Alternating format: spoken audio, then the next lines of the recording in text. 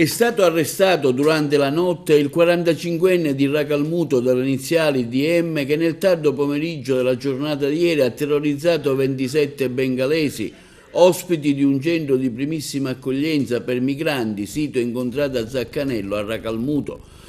I carabinieri della stazione locale di Racalmuto e Canicattì, dopo averlo identificato e rintracciato, lo hanno portato prima in caserma, dove è stato perquisito alla ricerca dell'arma utilizzata.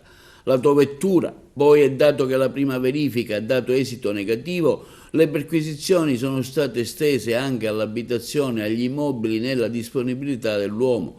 Stando a quanto emerso dalle prime indagini, la persona di 45 anni avrebbe agito in stato di alterazione, avrebbe esploso anche 2 colpi di pistola in aria per la notte nella struttura Villa Paradiso, in origine era un B&B che è stato poi adibito a centro di accoglienza. I carabinieri della compagnia di Canicattì si sono occupati dei rilievi. Il racalmutese è indagato per minacce aggravate ed aggiornamento.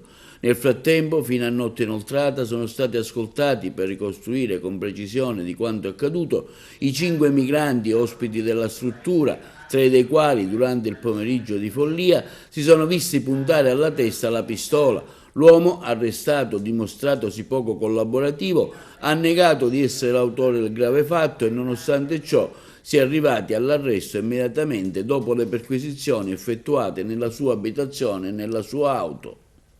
In ogni caso le indagini svolte a stretto giro avrebbero fatto emergere qualificati indizi di responsabilità che hanno indotto la Procura della Repubblica e i militari dell'Arma dei Carabinieri a procedere con l'arresto.